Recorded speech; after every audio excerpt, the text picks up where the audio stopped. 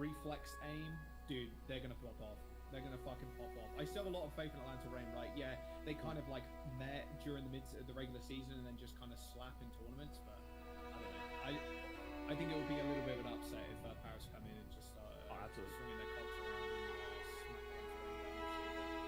Yeah, it's hard to say, especially in this meta. And we'll get to talking about this meta a bit later on the show. I think we'll cover some more transfer stuff. Let's jump over to another signing that happened yesterday. I want to announce in the middle of this, with a lot of rumors surrounding Washington Justice, also an uprising. They announced that they had acquired the rights to Mag's contract in a pretty, I mean, I guess it wasn't as surprising because there was the rumors about Washington shopping their players, but still, like, Boston Uprising, picking up a tank player. This is something they like to do. Picking up tank players is one of their favorite pastimes.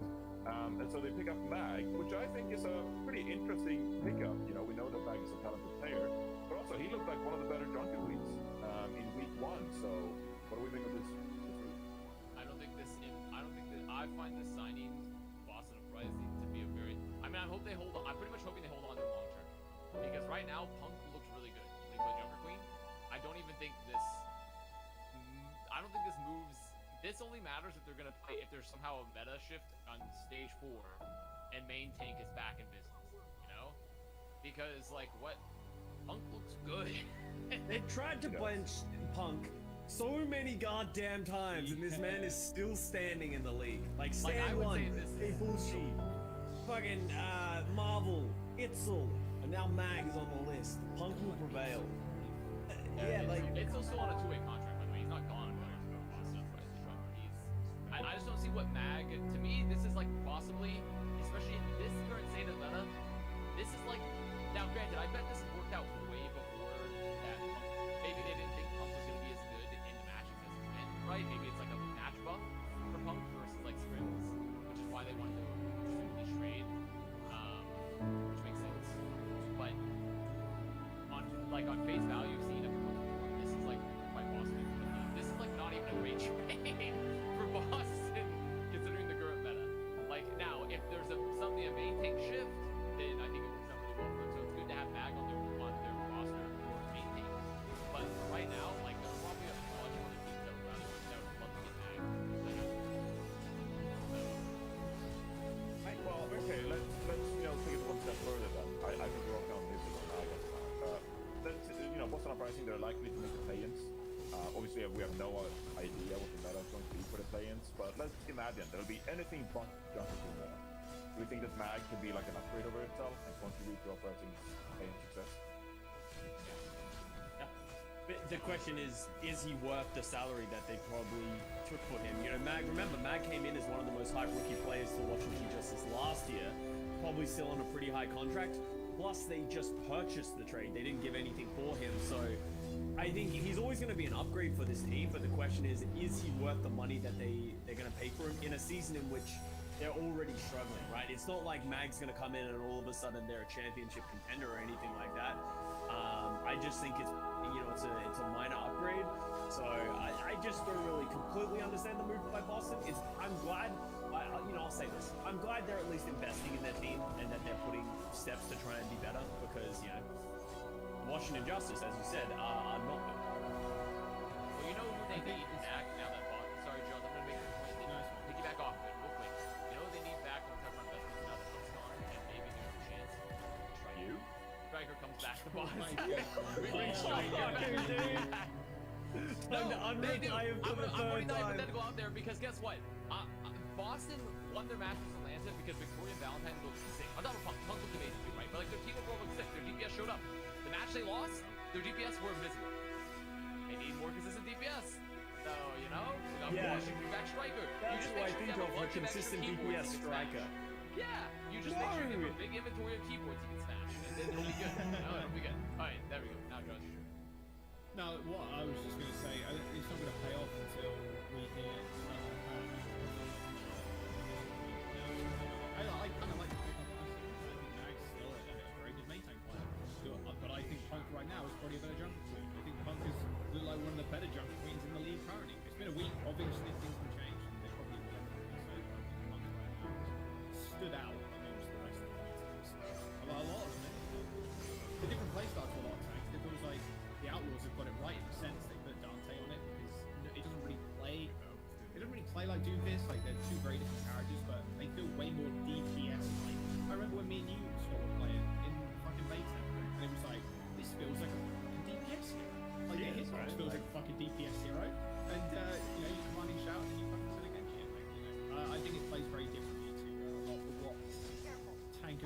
has been historically. And so I don't see Mag playing over Punk, to be honest. If they do, well, okay. Mag was really good though. Like Mag was really I've got impressive. a lot of faith in Punk, I will say. Yeah. Just because Punk has had so much more time as well with the rest of the team. If they start slotting Mag in, I don't think they're going to have success off the bat at all. I think it's going to be a slow burn. I do like the pick up. Yeah, I think I've been one of the biggest critics, I suppose, of Mag and some of his play, like pointed out some of the flaws in his play and like where it's gone wrong for Washington Justice in past metas. But it's also a case of like he was on the Washington Justice. The Washington Justice for the longest time they've been in a pretty difficult situation. They don't seem to have figured out some of the issues they've been going through, and that doesn't necessarily have to be on Mag as an individual player. It doesn't mean that he's like the linchpin of everything that goes wrong with that team. And so I'm excited to see Mag in a different environment. I'm excited to see him in a different team, under a different coaching staff, perhaps have a different role in the team where maybe like Punk becomes like the primary tank player for Boston Uprising, and then Mag has like a dedicated role. He can come in and do a job that Boston Uprising wants to see done. So as someone who's given Mag a lot of flack in the past, I'm really excited to see him in a new environment.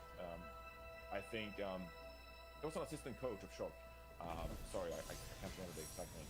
Who tweeted out something like, the players of the Vancouver Titans and Paris General, they're not like that much worse than like your average Overwatch League player. They're just like in an environment that's really like doesn't lend, aid their ability to like improve as a team. They don't have as many resources and stuff like that. And so I genuinely think that players in teams they are struggling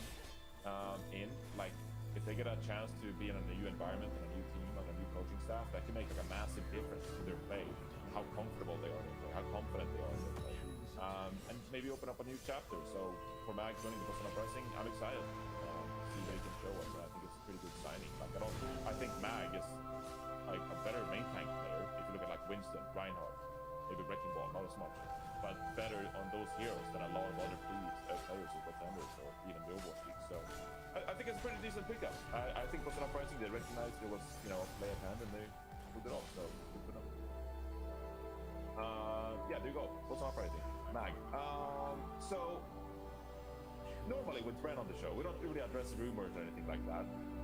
But since he's no longer on the show, let's address some rumors. So Washington Justice is obviously the team that most people are talking about as of right now. There was an article that came out, I believe, that talks about the fact that Washington Justice they were shopping some of their players before the transfer deadline, citing, I think it was less confidence in the league when it comes to financial sponsorship, stuff like that. And so they wanted to downsize their roster, spend a little bit less. And I suppose where we can start is this sort of comes back to almost like the Paris Eternal point of this roster not working out for this team. Obviously they spent a lot of money on these players. It's a very talented roster. We expected more, but it's just perpetually been disappointing that they haven't lived up to that point. So do we think this is like the right move for the Washington Justice? Can we expect some of these players being offloaded or the right move for the Justice? Well, I mean, there are two definitions of right move. Well, I mean, you could also just be like, no, I think the Washington Justice, like they have a talented roster, like they should be getting like a new head coach, or like they should find a different way. I think it just depends on what we are currently like, because let's not. I mean, we've been acknowledging these teams are burning money. They're burning money, and to be fair, this isn't just an Overwatch League problem. It's really not. Like every esport team in every game is struggling to make money off of esports. Like, and the reality, and also, you know what? This is a crazy stat. I didn't even realize this. Someone point out like the LCS viewership right now, the largest game on here. The LCS viewership is tragic. It's and that's like no one talks about it, but I was like, oh my, I didn't even know. Like I knew it wasn't that good. Like I thought it was like meh, but like it's bad right now. So like, and those teams, like the contracts you're looking at, like an LCS, are orders of magnitude. One player is worth a whole roster in the LCS. Yeah, millions. Like Bjergsen and like when Double was playing shit like that. It's crazy. Well, also the expectations are just higher too for like everything attached to it, benefits, the housing, things like that. Like, it's so. The reality is the Justice have probably been running cash for a long time, and Overwatch League also still at the day at the current state because it's just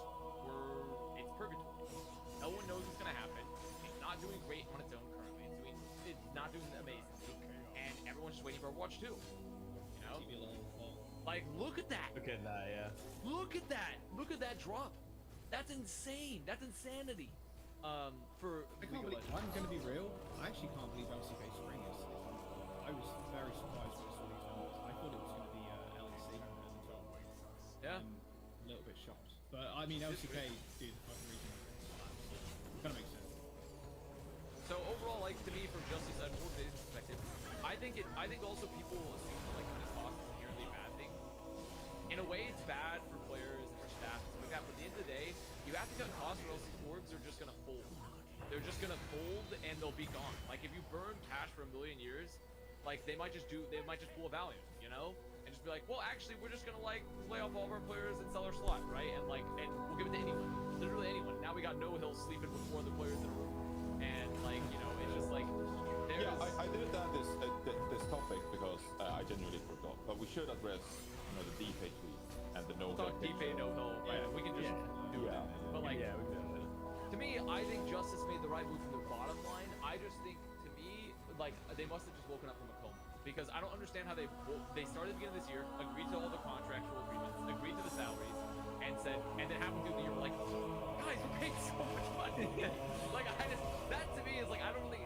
To me, that's the crazy part because Paris dropping 100 players, it's not really monetary related, right? Like, and you're all assuming they're close to league minimum around there anyways. Like, they're not making that much money. We know they're not gonna make that much money. It's just their ass. Like, and the roster wasn't good. Like, Justice is literally citing that. So, Can I give a bit of an interesting take on this?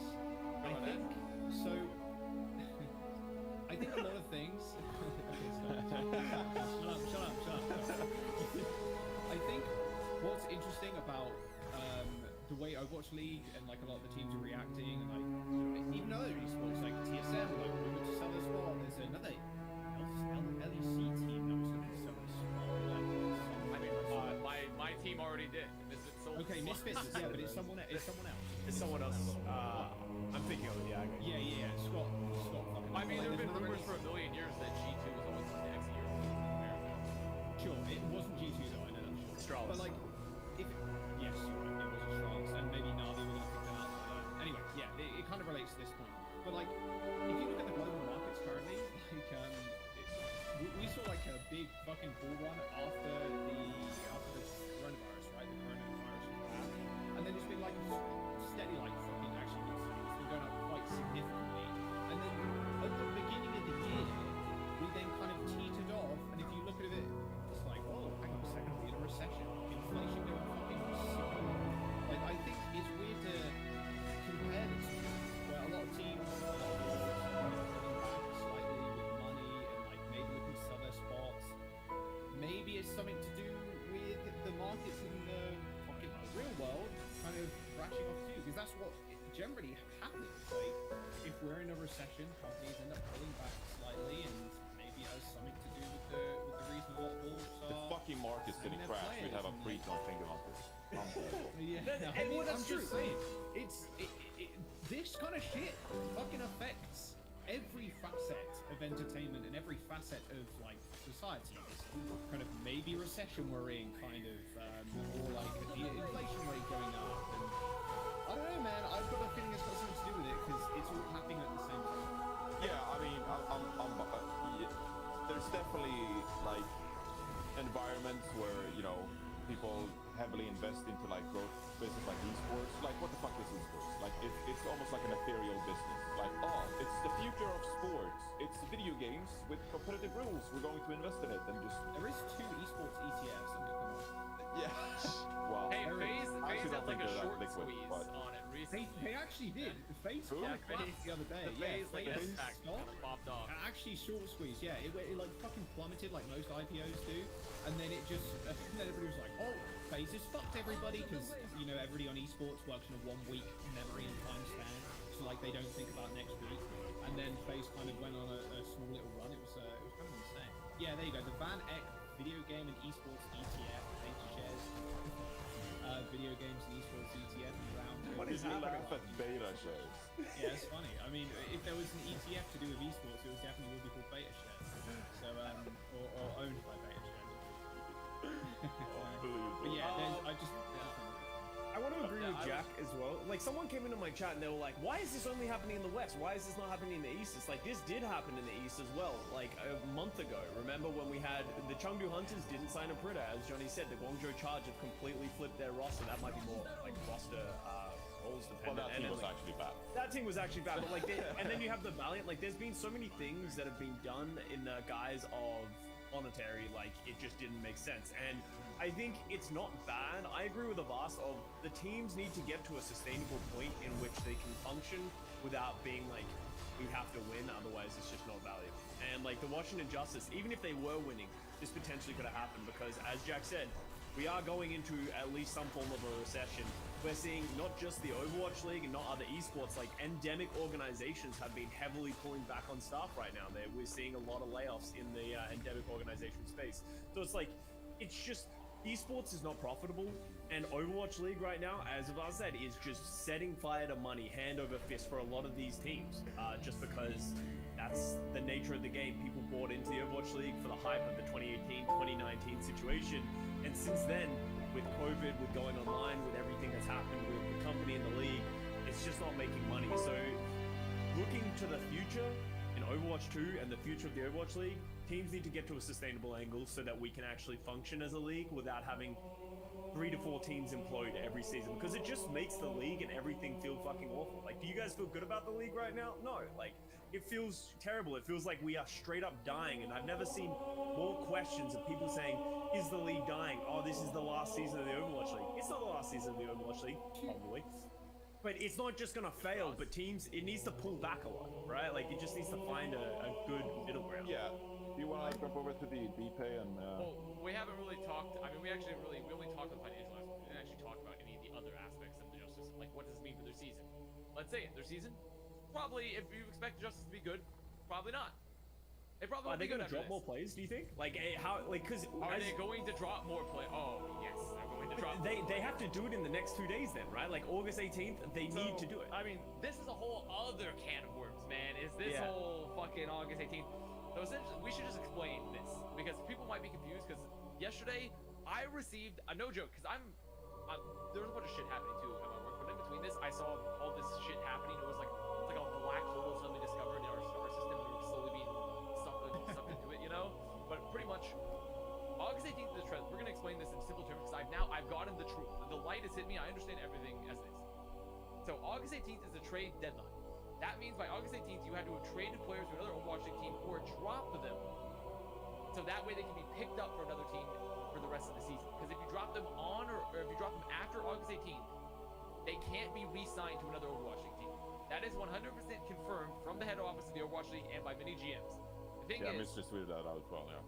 the thing is that yesterday there was confusion because I believe that to be the case, and then some people that should know, but it's not their fault. But I would say people, it's sort of like the front office areas of Overwatch League teams message me being like, that's not true.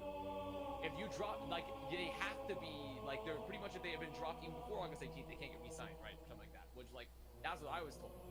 Which is why I was like, oh shit, is everything fucked? But then it turns out that because of some inconsistent messaging from the league and things like that, there was confusion. But confirmed, August 18th, players have to be dropped by then if they want to be re-signed for the rest of the year or traded, you know? They want to play for the rest of the season. So that was like what all that mess was yesterday on the timeline for a lot of people, because everyone, there was like literally like GMs figuring this out real time yesterday. Literally figuring out how... Which is a problem in its own right. Yes. The GMs aren't aware of the trade deadlines, right? Like, no, it was fucking crazy yesterday, is all I'm gonna say. But the second point is Justice on a competitive level. This team will not be as good, which is also crazy because they looked pretty good when they played, like against the Shock. They looked like a pretty good team. They looked like the best team they've been all year. Literally the best team they've been all year. And whatever they do, so the players are likely going to be dropped. It seems like it. They've already sold off, because think about it, they don't even have a tank. They don't have a tank. But they have Kalios, right? well, but yeah, they have a in terms of tank, but not the one that they've been playing Not the one with, they've been right? playing either, yeah. Are they just off this weekend and field a roster and like just good luck where you go, or are they No. gonna? Sorry, you go last. I mean, yeah, you got it. Pretty much, whatever they pick up, there's going to be more people gone.